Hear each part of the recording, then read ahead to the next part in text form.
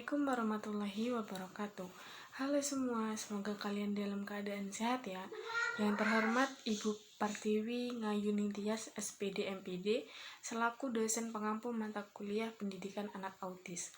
Perkenalkan, saya Akidah Lantika Pasya dengan NIM 211F 10027. Di sini saya akan memberikan materi tentang simulasi anak autis dengan menggunakan metode ABA, Applied Behavior Analysis.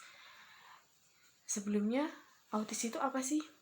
Autisme atau Autism Spectrum Disorder adalah gangguan perkembangan otak yang mengaruhi kemampuan seseorang dalam berkomunikasi, bersosialisasi, berperilaku, dan belajar. Ini merupakan gangguan yang muncul sejak masa kanak-kanak dan berlangsung sepanjang hidupnya. Autis tidak dapat disembuhkan secara total, hanya saja dapat dikurangi. Ada banyak terapi yang dapat digunakan untuk membantu anak autisme. Salah satu terapi untuk autisme adalah dengan metode ABA. Lalu, bagaimana karakteristik atau ciri-ciri anak yang mengalami autis? Yang pertama adalah sedikit melakukan kontak mata. Jadi, anak autis ini susah melakukan kontak mata dengan kita. Mereka mampu berkontak mata maksimal hanya 3 detik. Yang kedua, senang meniru atau membeo-ekolalia. Jadi, misal ketika kita berbicara kepada mereka, ayo kita ke sana, mereka akan menirukan kita, ayo kita ke sana. Ayo bermain. Terus mengulang apa yang kita ucapkan seperti beo. Yang ketiga, suka dengan benda yang berputar, dan yang keempat, sering tidak merespon kita ketika dipanggil namanya. Lalu, metode apa yang digunakan untuk terapi anak autis? Yaitu menggunakan metode ABA. Terapi ini diterapkan pada anak-anak autis dan gangguan perkembangan sejak tahun 1960-an. Metode ABA adalah program terapi dengan pendekatan untuk memahami dan mengubah perilaku seseorang. Program ini terstruktur serta terdiri dari serangkaian strategi dan teknik yang digunakan untuk mengajarkan keterampilan baru serta mengurangi perilaku yang tidak sesuai. Tujuan metode ABA ini adalah yang pertama, mengembangkan pengertian dan fokus pada anak autis. Yang kedua, mengurangi perilaku yang tidak sesuai seperti anak yang suka berteriak dan lain-lain.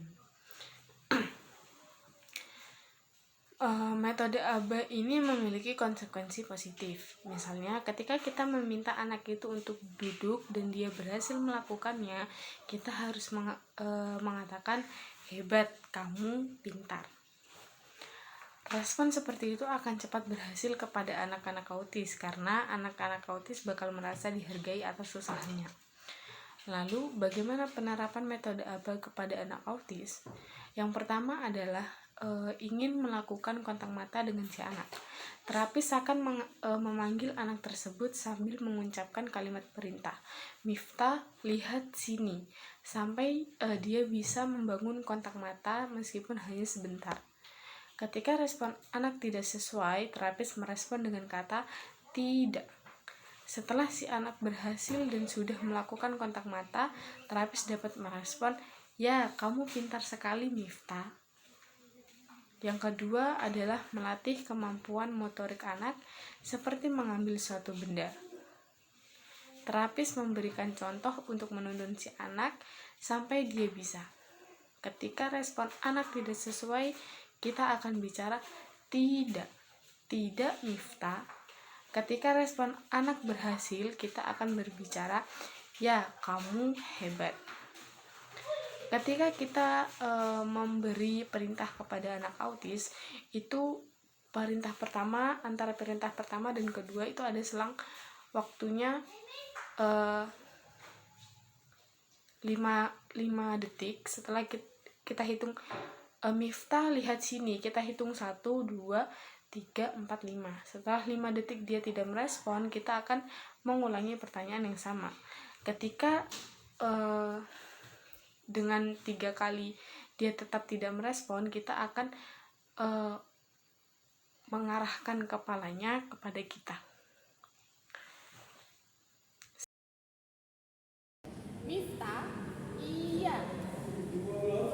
Tidak, Mifta. Mifta. Iya. Iya. Mifta. Iya. Ya. Mifta. Oh, iya. Ya. Satu. Hari ini. Tirukan saya. Hah? Mifta. Tirukan saya. Mifta. Tirukan saya. Ya, kamu tirukan. Satu. Satu. Dua. Dua. Tirukan saya. Satu. Dua. Dua. Ya, kamu tirukan. Mifta Abdul Habib. Mifta Abdul Habib.